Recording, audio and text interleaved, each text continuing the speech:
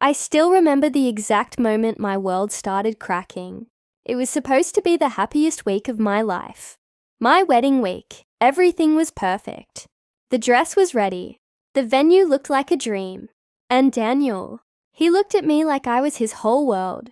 Or at least, I thought he did. That evening, we had a small family dinner planned. Just something simple, before the chaos of the wedding. My parents insisted on hosting it. I should have known something felt off. My mother kept smiling too much. My father barely looked at me. But I ignored it. Because when you've spent your whole life trying to earn your parents' approval, you learn to ignore the signs. Dinner started quietly. Soft laughter, small talk, plates clinking. Then, my mother cleared her throat. I think Daniel deserves to know the truth. The room froze. I laughed nervously. Mom, what are you talking about? But she didn't look at me. She looked straight at him. She hasn't told you everything, she said. About the child she abandoned. My heart stopped. What? Daniel's voice came out low, confused, hurt. I felt my chest tighten. That's not true, I said quickly. I don't even know what she's talking about. But my father spoke next. You left that baby years ago, he said coldly. And now you're pretending it never happened. I couldn't breathe. I looked at Daniel, hoping he would laugh it off. Say this was ridiculous. But instead, I saw doubt. That was the moment something inside me shattered. Daniel, please, I whispered. You know me. But he leaned back slightly, like I was suddenly a stranger. And in that moment, I realized something terrifying. The people who were supposed to protect me were destroying me, and I had no idea why. But what I didn't know that night was that the truth was already on its way, and when it arrived, everything would change. The rest of that dinner felt like a nightmare I couldn't wake up from. Daniel didn't shout. He didn't accuse me, but somehow, that hurt even more. He just sat there, quiet, processing, and silence can be louder than any accusation. I need some air, he finally said, standing up. Daniel, wait. I reached for him, but he stepped back.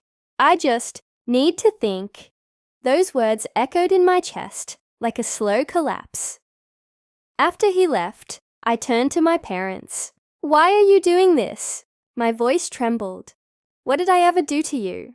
My mother sighed, like I was the problem. We're protecting him, she said calmly. He deserves to know who he's marrying. I never abandoned any child. I cried. You know that.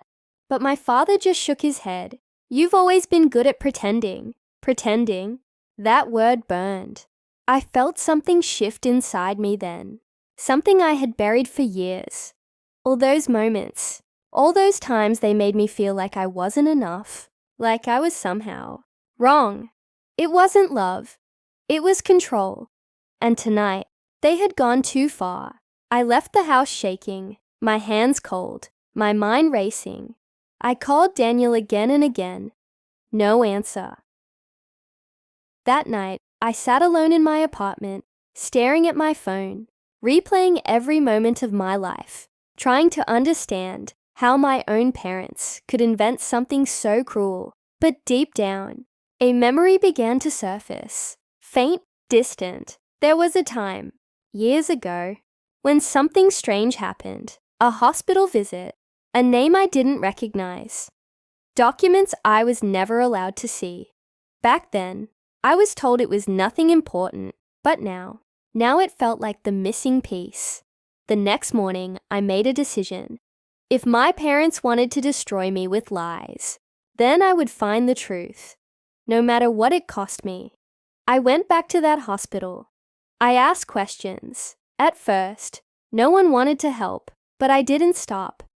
Because when your life is falling apart, you stop being afraid of doors closing. And finally, someone opened one. An old nurse. She looked at me carefully and said something that made my heart stop. I remember you. My voice barely came out. How? She hesitated, then sighed. You didn't abandon a child, she said softly. You were brought here, unconscious, The room spun. "What, child?" I whispered. And then she told me everything. Years ago, my parents had taken in a distant relative's baby, a child born into a complicated situation.